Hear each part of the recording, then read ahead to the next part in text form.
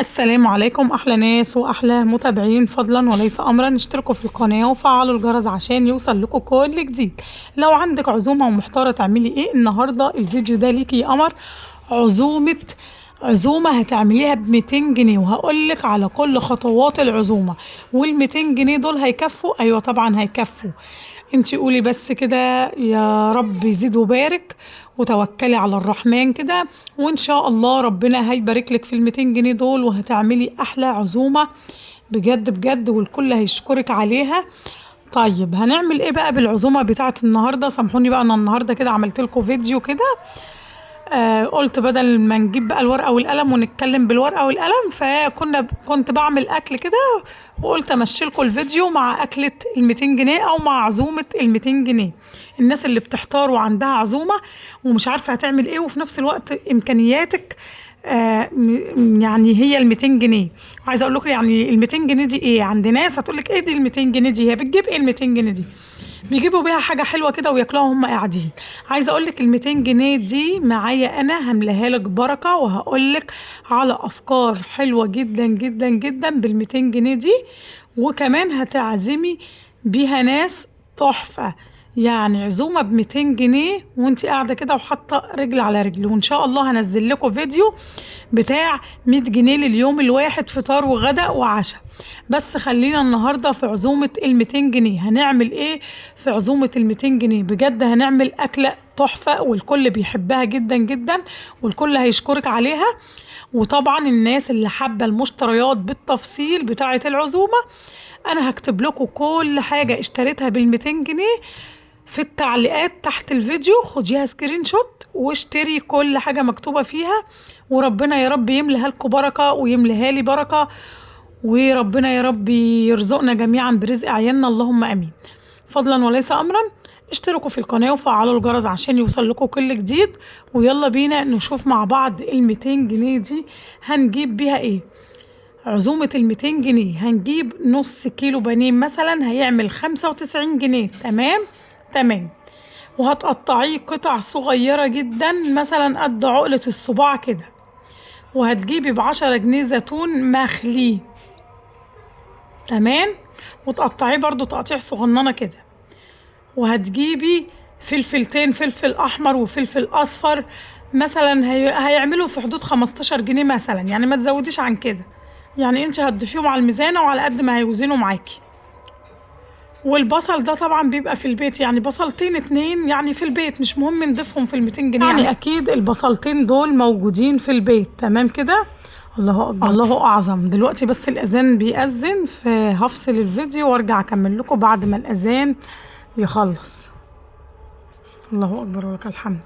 بعد كده هنجيب نص كيلو دقيق ب10 جنيه. عايزه اقول لكم في ناس بتبيع الدقيق ب 18 وفي ب10، يعني برضو ايه، دوري كده هتلاقي برضو ايه رخيص شويه. فبس هنديله 10 جنيه يا ستي نص كيلو دقيق.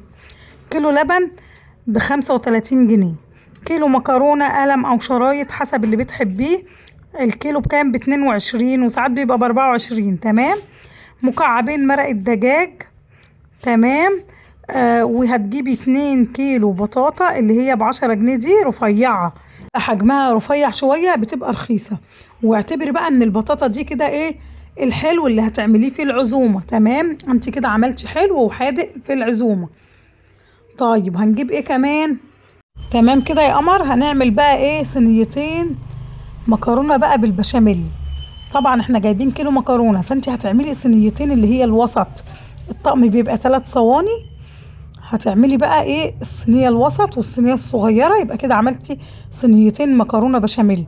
وطبعا هتقولي كيلو اللبن مش هيقضي للصينيتين المكرونه البشاميل، هقولك هتكملي من ميه سليق المكرونه. وطبعا مكعبين مرقه الدجاج دول بتضيفيهم عن المكرونه، بتضيفيهم على البشاميل نفسه وانت بتعمليه. بجد عن تجربه بيخلوا البشاميل في حته تانية خالص، بيخلوه طعمه تحفه تحفه تحفه. جربي وانت هتدعيلي بجد بجد. لو عندك شوربة متبقية من قبلها بيوم ولا حاجة، ضيفيها بدل مية سلق المكرونة، يعني اللي يعجبك، او بدل مكعبين مرقة الدجاج. وما تضيفيش المكعبين. بس بجد عايزه اقول لكم مكعبين مرقه الدجاج دول بيودوها في حته تانية خالص خالص خالص، بيخلوها تحفه تحفه تحفه. طبعا انا هكتب لكم كل حاجه بالتفاصيل في التعليقات، تمام، عشان بس حبايبنا اللي حابين يجيبوها بالتفصيل. عايزه اقول لك مشي نفسك على قد ظروفك على قد بيتك، يعني ما تشيليش هم الدنيا كده فوق راسك، والله هتتقضى لو بجنيه هتاكلي.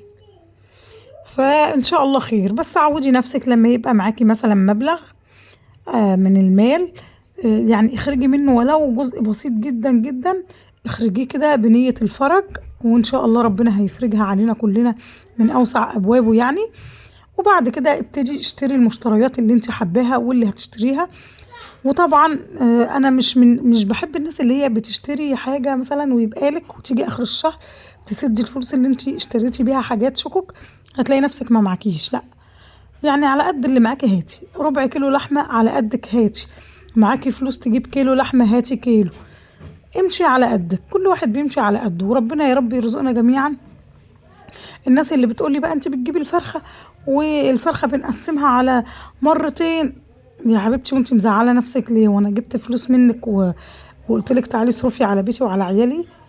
انت مالك مزعله نفسك ليه لما الفرخه تمشي يومين او تمشي 3؟ انت مزعله نفسك ليه؟ مش احسن ما اجيب حاجه شوكك، واحسن ما اجي اجيب الفرخه اكلها في مره واحده واجي بعدها بيوم ما ناكلش حاجه؟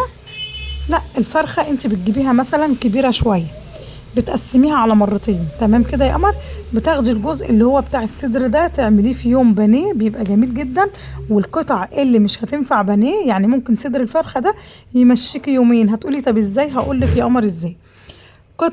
قطعة الصدر بتاعة الفرخة دي هتاخدي القطعة اللي هتنفع بانيه تعمليها بانيه، طيب القطع الصغيرة اللي مش هتنفع تتقطع بانيه ممكن تعمليها استبريس، او تقطعيها القطع الصغيرة اللي هي شاورما فراخ، او تقطعيها برضو قطع صغيرة جدا اللي هي هتمشي معاكي في المكرونة البشاميل زي كده، بدل ما تجيبي لحمة مفرومة هتبقى معاكي حلوة جدا، فما تقفيش على حاجة.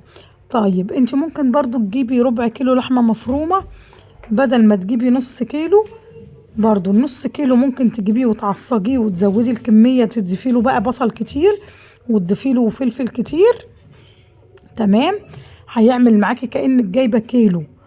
يعني لما تجيبي النص كيلو على بعضه كده وتزودي له بقى بصل وزودي له فلفل وانت بتعصجيه كده وظبطيه، هتلاقي نفسك عمل معاكي كمية ما شاء الله كبيرة. النص كيلو ممكن تمشي من نفسك بيه 4 مرات مش مرتين، فوفري على قد ما تقدري، او هاتي على قد امكانياتك يعني، وربنا يا رب ايه يوفقنا جميعا ويرزقنا كلنا برزق عيالنا، اللهم امين يا رب. فعلى قد ما تقدري وفري، وبرضو اكلي ولادك ما تحرمهمش من حاجه. يعني لو صينيه مكرونه بشاميل زي ديت، عايزه اقول لكم ممكن تعمليها. شوفوا احنا جايبين في العزومه بتاعه النهارده اللي انا وريتها لكم دي نص كيلو، والنص كيلو عمل ايه؟ صينيتين مش صينيه واحده. انت لو يوم هتعملي صينيه واحده لاولادك ممكن بربع كيلو بانيه بس، مش بنص ولا حاجه. فمشي الدنيا ومشي نفسك، وربنا يا رب ايه يرزقنا جميعا، اللهم امين، وربنا يعين الناس كلها على اللي معاها. طبعا كلنا معانا اطفال ومعانا عيال وبيصرفوا، ربنا يرزقنا جميعا. ان شاء الله هكتب لكم زي ما قلت لكم في التعليقات الميزانية او عزومة ال200 جنيه بالتفاصيل عشان تشوفي هتعملي ايه. ويا رب بقى الفيديو يكون خفيف كده ولطيف على قلوبكم.